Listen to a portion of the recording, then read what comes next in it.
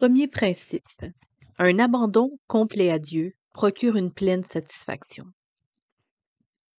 J'ai récemment entendu une histoire qui illustre très bien le concept d'abandon. Il y a un certain temps, une station radiophonique rapportait la nouvelle d'une petite Volkswagen volée en Californie. La police organisa donc d'intenses recherches pour retrouver le véhicule et l'homme qui l'avait volé, y allant même d'annonces dans les stations radiophoniques locales pour le joindre. Il fallait agir vite puisque le propriétaire de la voiture volée avait laissé une boîte de craquelins sur le siège avant de son véhicule. C'étaient des craquelins empoisonnés qu'il comptait utiliser comme appât à rats. Compte tenu de ce fait, la police et le propriétaire de la voiture désiraient davantage appréhender le voleur pour lui sauver la vie que de retrouver le véhicule volé. Or, le voleur, inconscient de leur intention, se sauvait des gens même qui cherchaient à l'aider. Parfois la vérité est plus étrange que la fiction. Bien que j'ignore si cette histoire est vraie, il n'en demeure pas moins qu'elle illustre une vérité importante. Nous fuyons souvent Dieu pour échapper à son châtiment, alors que dans les faits, nous fuyons son secours. Puisque Dieu est omniscient, il sait tout sur nous. Il sait ce que nous avons fait dans le passé et ce que nous ferons dans l'avenir. Et malgré tout, l'aspect le plus merveilleux de l'amour de Dieu, c'est qu'il ne cesse jamais. Dieu nous aime autant aujourd'hui qu'il nous aimait hier, et son amour pour nous ne changera pas demain. Quand nous avons l'impression que notre vie est un échec, Dieu vient vers nous et dresse une bannière d'espoir pour nous. Or, l'espérance ne trompe point, parce que l'amour de Dieu est répandu dans nos cœurs par le Saint-Esprit qui nous a été donné. Romains 5, verset 5. En gardant cette vérité à l'esprit, nous devons nous demander pourquoi tant de gens finissent par vivre une vie stérile. La réponse repose dans notre capacité à accepter une vérité cruciale et à l'appliquer à notre cœur. L'amour inconditionnel de Dieu nous transforme et procure une satisfaction durable. Une fois que nous comprenons et acceptons qu'il n'y a pas de plus grand amour que l'amour de Dieu, nous sommes prêts à faire le premier pas pour vivre une vie extraordinaire. Quel but espérez-vous atteindre? Quel rêve Dieu a-t-il mis dans votre cœur que vous espérez ardemment voir devenir une réalité? En dépit de vos craintes et de vos insécurités, vous pouvez réaliser ces rêves.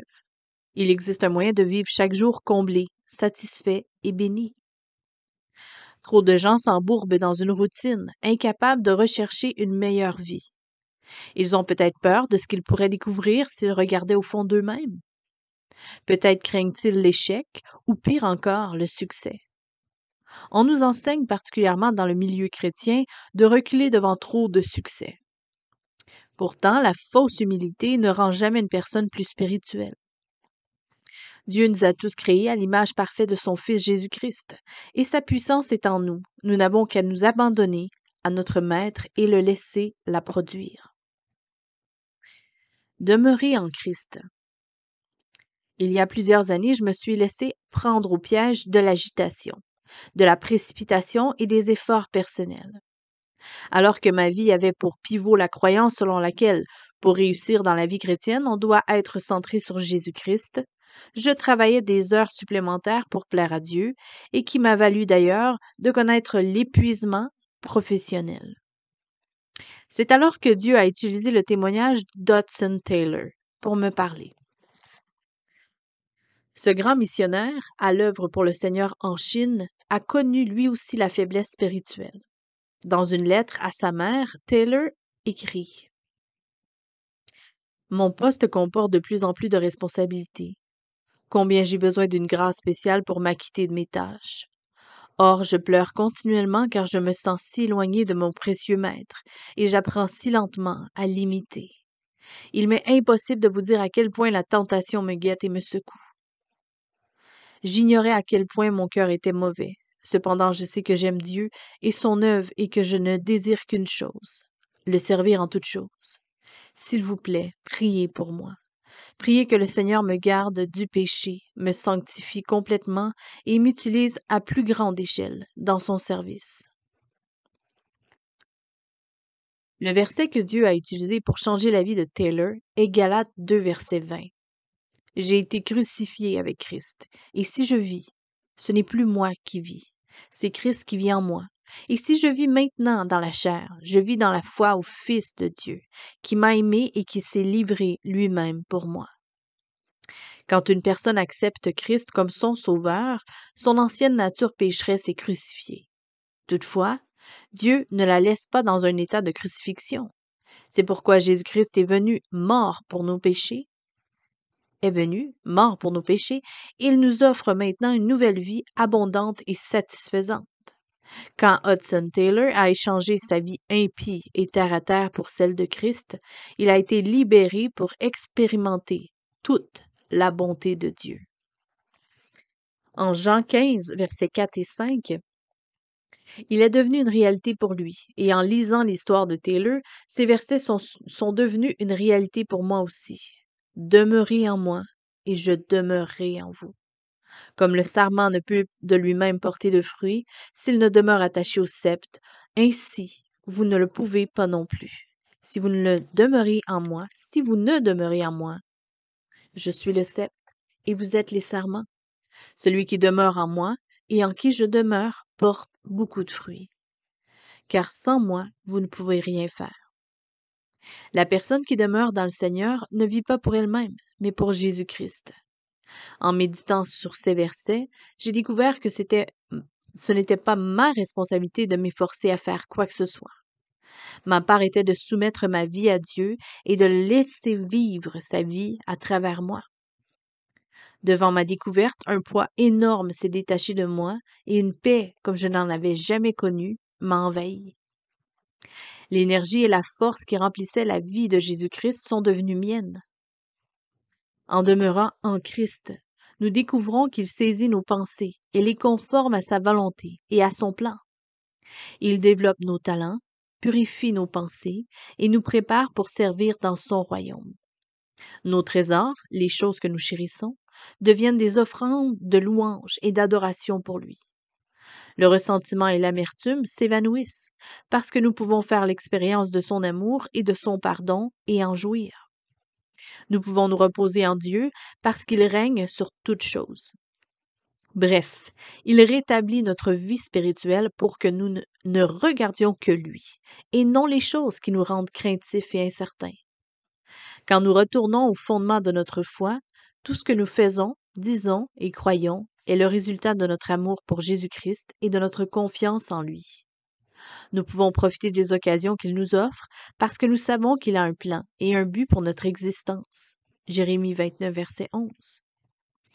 J'encourage souvent les membres de notre assemblée à écrire un énoncé de foi pour leur vie. Et vous devriez faire de même. Demandez à Dieu de vous montrer comment il veut que vous viviez votre vie. Vous n'êtes jamais trop jeune ni trop vieux pour établir des buts en gardant sa mission à l'esprit. Chaque personne qui consacre sa vie à Dieu reçoit de lui un rôle précieux à jouer dans son royaume. Nous ne réalisons peut-être pas l'influence de notre vie sur les autres, mais Dieu, lui, le réalise. Il recherche des vases disponibles, il fera le reste. Demandez-lui, Seigneur, comment veux-tu que j'investisse le reste de ma vie plutôt? Comment veux-tu que j'investisse le reste de ma vie? Cela peut impliquer autre chose que votre carrière. Un emploi ne représente peut-être pas le but de votre vie. Nous sommes appelés à être des disciples de Christ dans chaque domaine de la vie. Pierre, André et Jean ont passé 3 années avec le Sauveur. Pendant ce temps, Jésus a établi un fondement pour leur vie. Et cette vie comportait une délimitation éternelle parce que chaque jour, ils ont marché et parlé avec le Sauveur. Un des principes fondamentaux de la vie chrétienne consiste à passer du temps avec Christ. Si notre vie et notre cœur sont centrés sur lui, nous découvrirons son but. Souvent, les gens se posent cette question. Qu'est-ce que Dieu veut que je fasse? Sa parole dit « Confie-toi en l'Éternel de tout ton cœur et ne t'appuie pas sur ta sagesse. Reconnais-le dans toutes tes voies et il aplanira tes sentiers. » Proverbe 3, versets 5 et 6. Si vous confiez vos voies à Dieu, il vous placera dans la position qu'il veut que vous occupiez. Au fond, c'est une question de simple confiance en Dieu. Ne vous sentez jamais coupable de retourner au fondement de votre foi. Des responsables chrétiens m'ont dit que lorsqu'ils ressentent une sécheresse spirituelle, ils retournent au fondement de leur foi en Dieu. Ils prennent plus de temps pour être seuls avec le Seigneur et pour écouter ses paroles d'encouragement, en plus d'adopter l'habitude de demeurer dans sa présence, même s'ils sont au milieu d'une foule. Ceux qui abandonnent leur désir égoïste assez longtemps pour goûter à la réalité de la bonté de Dieu connaissent une paix et un repos profond. Apprendre à demeurer en lui plutôt qu'à déployer de grands efforts vous enseigne à mettre votre confiance en quelqu'un qui en sait beaucoup plus que vous sur la vie et sur l'avenir. Une fois que vous avez goûté à la bonté de Dieu, vous ne voudrez jamais plus retourner à une vie d'effort personnel. Au contraire, vous voudrez en savoir plus sur votre Sauveur et sur la manière dont votre vie peut refléter son amour et sa grâce aux autres avec plus d'efficacité. Matthieu a tout laissé pour suivre Jésus. La boîte qui renfermait l'argent des taxes qu'il collectait avait été sa source de revenus depuis des années. Quand Jésus l'a appelé, il a tout quitté. Son temps est devenu celui de Dieu. Il ne lui appartenait plus. Quel est votre plus grand désir? La Bible déclare que là où est ton trésor, là aussi est ton cœur. Matthieu 6, verset 21. Après sa découverte d'une vie en Christ, Hudson Taylor a écrit à sa sœur: Le dernier mois a peut-être été le plus heureux de ma vie, et je désire ardemment te raconter quelque peu ce que le Seigneur a fait pour mon âme. Je ne sais pas à quel point je pourrais me rendre intelligible pour parler de ce sujet, parce qu'il n'y a rien de nouveau, d'étrange ou de merveilleux. Cependant, tout est nouveau. En résumé, j'étais aveugle et maintenant je vois. Et la plus belle partie de l'histoire, c'est le repos qu'apporte une entière identification avec Christ.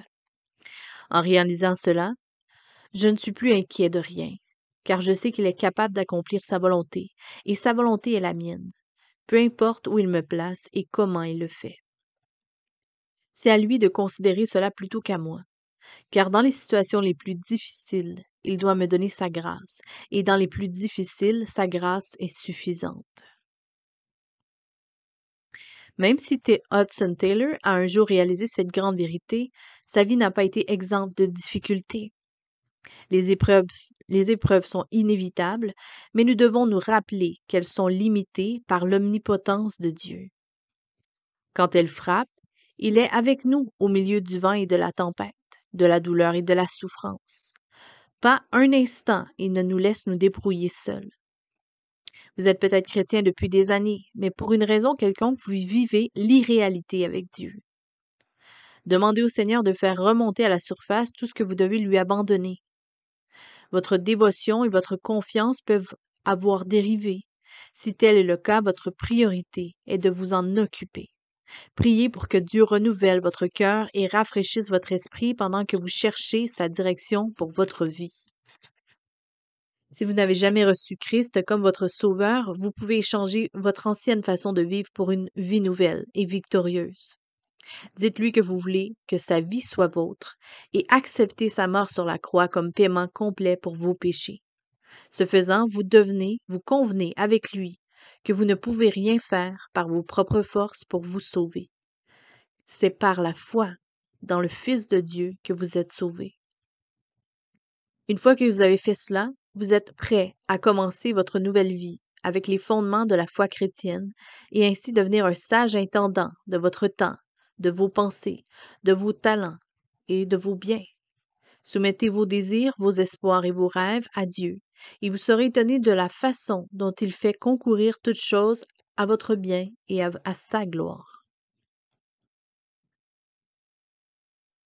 Notre plus grand privilège. De toutes les personnes que vous avez rencontrées, quelle est celle que vous vous sentez le plus privilégié de connaître? Est-ce un athlète, un artiste accompli, peut-être un collègue admiré, un grand-parent précieux ou un ami chrétien? Aussi spécial que puissent être ces personnes, notre plus grand privilège est de connaître Dieu. Une relation personnelle avec le Seigneur de l'univers est un avantage incomparable et un trésor éternel. Rien d'autre dans l'existence humaine, aucune expérience, amitié ou connaissance ne peut vous apporter une paix, une joie, une satisfaction et une sécurité durable, ni vous offrir la vie éternelle. L'apôtre Paul a reconnu que même les réalisations les plus considérées pâlissent en comparaison de l'excellence de la connaissance de Jésus-Christ. Philippiens 3, versets 7 à 8. Son désir brûlant était de connaître le Dieu qui avait transformé son être même. Par contraste, beaucoup de gens traversent la vie sans jamais le connaître. Ils finissent leur jour comme non-croyants, sans avoir découvert le but pour lequel ils ont été créés, se privant ainsi des bénédictions que Dieu leur réservait. Quelle tragédie! Pourquoi les gens n'arrivent-ils pas à connaître leur Créateur? Tout d'abord parce que beaucoup d'entre eux vivent dans les ténèbres, inconscients qu'il existe un vrai Dieu que Jésus-Christ est venu révéler. Pour une raison ou une autre, ils n'ont jamais été exposés à la prédication de l'Évangile, un problème peut-être plus fréquent dans les sociétés non chrétiennes, mais qui ne leur est nullement limité.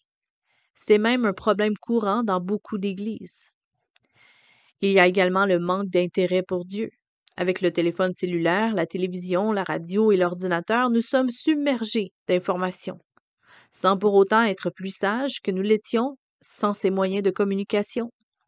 Convaincus que l'accès à l'information est synonyme de connaissance, nous remplaçons souvent la vraie sagesse par des choses insignifiantes. Même si vos murs sont recouverts de diplômes, à moins de connaître Jésus-Christ comme votre sauveur personnel, vous ignorez la chose la plus importante dans la vie. Vous ne pouvez pas connaître Dieu sans connaître Christ. Jean 14, verset 7. Connaître Dieu comporte un coût, et certaines personnes ne veulent tout simplement pas en payer le prix. Trop souvent, une fois sauvées, elles ne sont pas intéressées à investir du temps dans la lecture de l'Écriture et la prière pour connaître le Père plus profondément. Or, pour qu'une relation s'épanouisse, il faut prendre le temps de communiquer, d'écouter et de faire un effort pour mieux comprendre l'autre personne. Voulez-vous vraiment connaître Dieu? Le seul moyen est de connaître Christ. Recevez-le comme votre sauveur car il a payé entièrement la dette de vos péchés. Ensuite, acceptez son invitation à passer du temps avec lui en privé. Il veut toute votre attention pour un moment. Le but de Dieu est que vous manifestiez la vie de Jésus-Christ. La véritable plénitude découle de la présence de Christ qui vit en vous par son Saint-Esprit. Tout ce que vous faites dans la vie devrait refléter sa bonté et sa miséricorde. Or, comment pouvez-vous obtenir une telle plénitude? Premièrement, vous devez réaliser que la plénitude n'est pas une question de position ou de pouvoir. Il s'agit d'aimer Dieu et de le laisser vous aimer. Tout ce dont vous avez besoin pour être comblé, c'est d'avoir Jésus qui demeure en vous. Vous êtes l'enfant bien-aimé de Dieu, un héritier de son trône. Il n'y a pas de plus grand appel, il n'y a pas de position plus élevée que la place que vous occupez dans sa famille. En réalité, en tant que chrétien, vous avez à la fois l'autorité et la puissance. Même si la vie semble parfois avoir perdu tout sens d'exaltation et d'espoir en l'avenir, vous ne devriez pas vous contenter de moins. Vous pouvez être satisfait maintenant même. Avant sa mort, Jésus a rassuré ses disciples en leur annonçant qu'il ne les abandonnerait jamais. On lit en Jean 14, verset 18, « Je ne vous laisserai pas orphelins, je viendrai à vous. » Sa promesse s'applique aux disciples d'aujourd'hui autant qu'elle s'appliquait à ses compagnons de l'époque. 3 jours après sa crucifixion, il est sorti du tombeau. Aujourd'hui, il vit en ceux qui font une simple prière comme celle-ci. Père, j'admets que j'ai besoin d'un sauveur. J'ai péché et ma vie est vide et sans espoir. Je reconnais que le Seigneur Jésus est l'espoir de toute l'humanité. Pardonne mes péchés et donne-moi un nouveau départ afin de vivre ma vie pour toi. Je désire ardemment vivre pleinement et je réalise que cela commence en te soumettant ma vie. Au nom de Jésus, je te demande de me donner une nouvelle vie. Amen. Dieu veut que votre vie serve à sa gloire. Même avant que vous le connaissiez personnellement, il vous connaissait intimement. On peut y lire dans Jérémie 29, verset 11. Car je connais les projets que j'ai formés pour vous, dit l'Éternel, projets de paix et non de malheur, afin de vous donner un avenir et de l'espérance. Quand nous nous soumettons à Dieu, nous échangeons nos pensées, nos sentiments et nos désirs pour de nouveau. La foi est le seul moyen par lequel nous puissions y arriver. Par la foi, nous croyons que Dieu est celui qu'il dit être et qu'il fera exactement ce qu'il a promis. Nous pouvons toujours atteindre nos buts, vaincre nos défauts et réussir, mais pour une raison différente. Au lieu de nous vanter de ce que nous avons accompli par nos propres capacités, nous pouvons jouir de ce que Dieu a donné en abondance. Notre vie devient un reflet de sa vie et de son amour plutôt qu'une liste de réalisations humaines. Soumettez-vous à Dieu. La plénitude ne vient que lorsque vous décidez d'aimer Dieu et de vous abandonner entièrement à lui. Cela ne veut pas dire de vous contenter d'un pauvre substitut ou de cesser de faire ce pour quoi vous avez été formé. Vous en venez plutôt à demander à Dieu de vous utiliser au maximum pour que les autres viennent à le connaître et à expérimenter son pardon et son amour inconditionnel. Ceux qui n'ont jamais découvert la joie merveilleuse qui découle d'aimer et de servir Dieu doivent encore faire l'expérience de sa plénitude éternelle. Dieu a un grand plan pour votre vie, une vie qui est exceptionnelle. Si vous lui faites confiance et ne cherchez que lui, il vous enseignera à vivre au-dessus de vos circonstances. Chacun de nous a été béni d'un don spirituel qui doit être utilisé pour la gloire et l'œuvre de Dieu.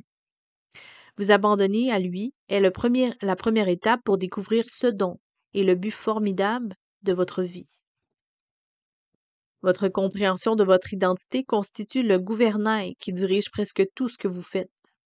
Vous devez croire la vérité sur ce que Dieu dit que vous êtes, un chef-d'œuvre authentique. Savoir qui vous êtes et qui vous êtes censé devenir transformera vos notions de valeur basées sur la performance en une certitude confirmée par l'amour infini de Dieu. L'Écriture nous dit que si quelqu'un est en Christ, il est une nouvelle création.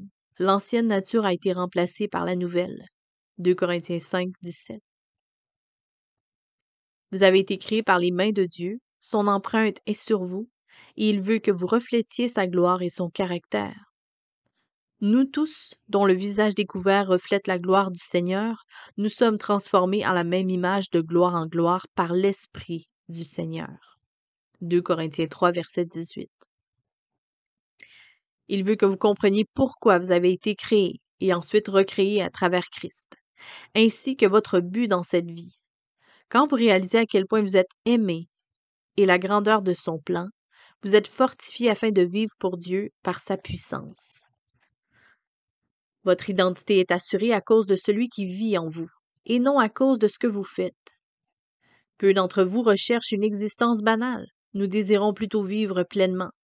Et d'ailleurs, l'appétit pour la télé-réalité est une preuve évidente que les gens ont soif de quelque chose de plus grand que la vie ordinaire qu'ils mènent. Parce que nous voulons grandir sur le plan émotif et intellectuel, nous recherchons constamment de nouvelles façons d'élargir notre vision et de jouir davantage de la vie. Cependant, les défis des sports extrêmes, les vacances exotiques et les sensations hédonistes promettent plus qu'ils ne peuvent livrer. Un seul antidote existe pour étancher la soif spirituelle. Dieu veut aussi que nous connaissions une plénitude permanente. Il nous a créés pour l'excellence et d'après lui, notre vie présente d'infinies possibilités. Peu importe combien d'erreurs nous commettons, Dieu sait comment rediriger notre vie et nous remettre sur la bonne voie.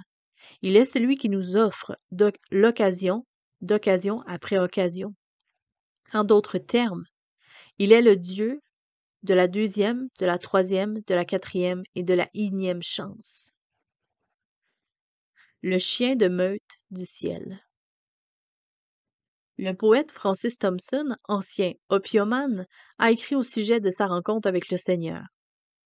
Il a décrit Dieu comme un chien de meute du ciel, qui le pourchassait dans chaque ruelle et rue de sa vie et de ses pensées, jusqu'à ce qu'il s'abandonne à Christ et trouve finalement la paix.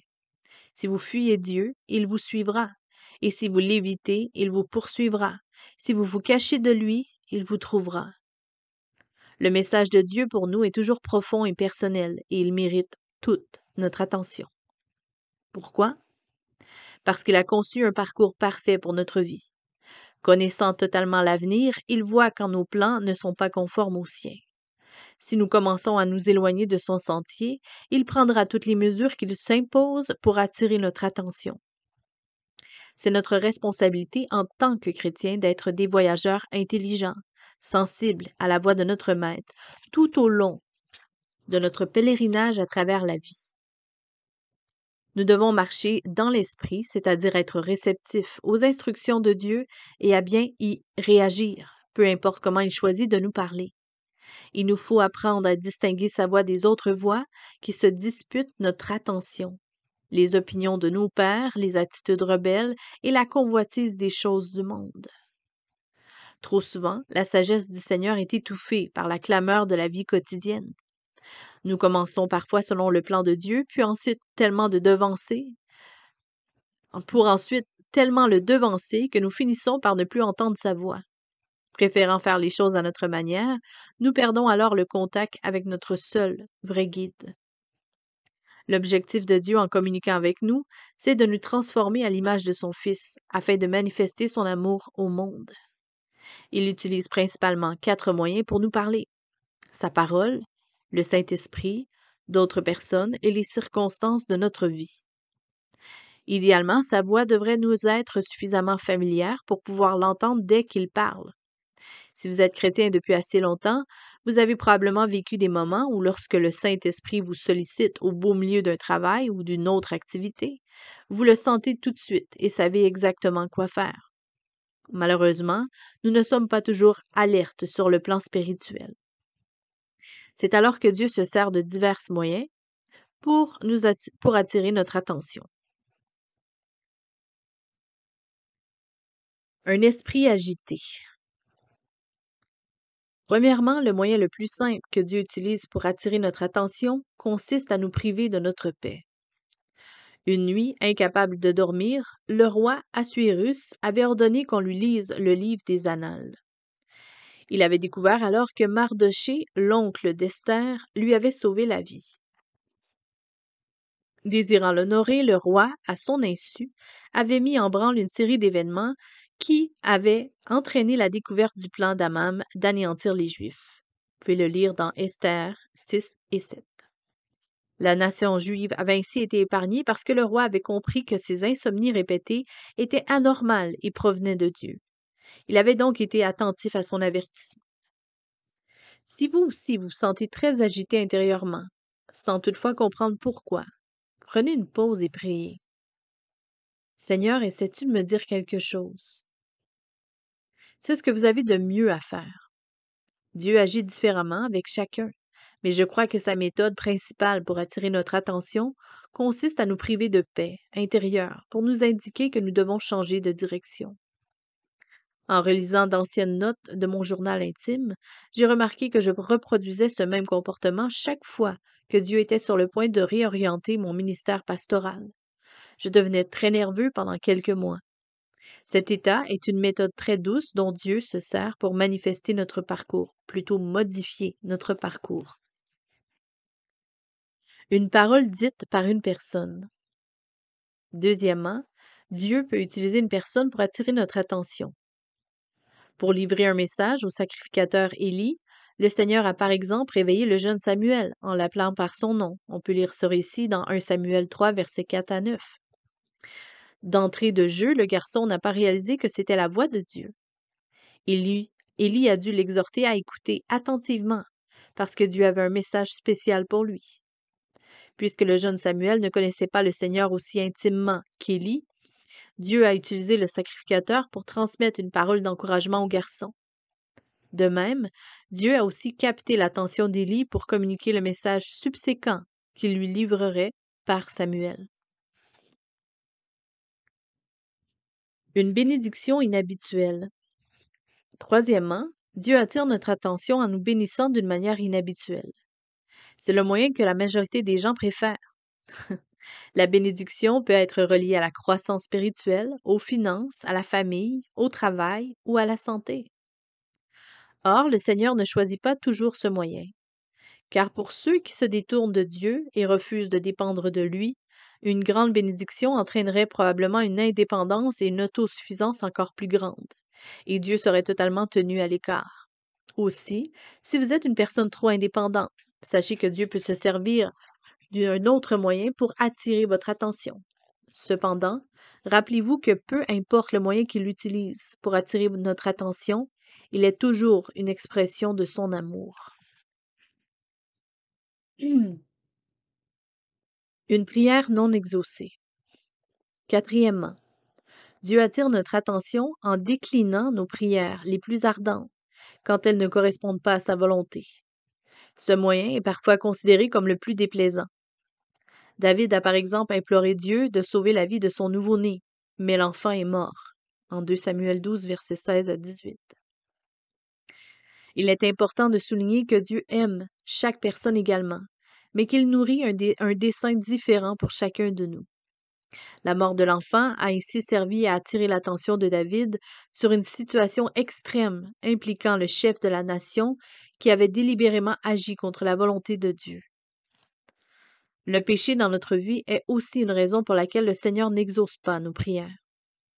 Même si notre requête cadre avec la volonté de Dieu, peut-être même qu'elle est exactement ce qu'il veut faire.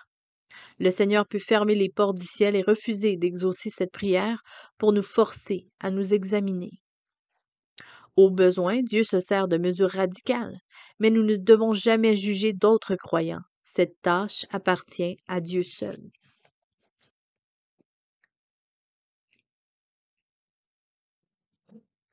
La déception. Cinquièmement, Dieu utilisera parfois la déception pour attirer notre attention. En Nombre 14, il est écrit que la nation d'Israël était postée à la frontière de la terre promise, prête à en prendre possession. Toutefois, son comité d'espions a voté à 10 contre 2 contre la prise de position du pays que Dieu avait promis de donner à son peuple par la conquête. L'Écriture dit que Dieu a jugé la nation d'Israël à cause de son incrédulité. Après avoir reconnu son péché, le peuple a changé d'idée et a voulu entrer dans la terre promise. Or, le Seigneur a déclaré non. Il était trop tard. Le peuple a certainement été très déçu et a dû pousser des lamentations. Malgré tout, Dieu avait eu toute son attention. C'était pour son bien que Dieu lui avait révélé son erreur, son manque de confiance en lui. De même, Dieu permet aujourd'hui que l'on éprouve des contretemps afin de nous garder d'établir notre propre parcours plutôt que de suivre le sien. Des circonstances extraordinaires. Sixièmement, Dieu se sert parfois de circonstances étranges ou inhabituelles pour que nous nous arrêtions, et l'écoutions. Je vais la voir. Exode 3, verset 2 raconte que Moïse a vu un buisson en feu qui ne se consumait pas. Alors qu'il s'approchait pour examiner la chose, l'Éternel lui a parlé du milieu des flammes. Vous et moi devons apprendre à rechercher la présence de Dieu dans chaque situation. Il laisse en effet ses empreintes et des signes de son ouvrage tout autour de nous, et nous les reconnaîtrons plus souvent si nous sommes vigilants. L'échec. Septièmement, Dieu se sert de l'échec.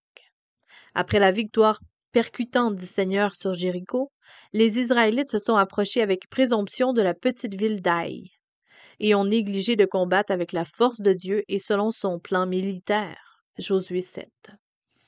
Dieu a obtenu l'attention de Josué en le laissant échouer misérablement. Toutefois, remarquez qu'il y a une grande différence entre échouer et être un échec. Une défaite terrible peut s'avérer le plus grand tremplin vers le succès, quand nous sommes assez sages pour demander à Dieu, « Seigneur, que veux-tu me dire? »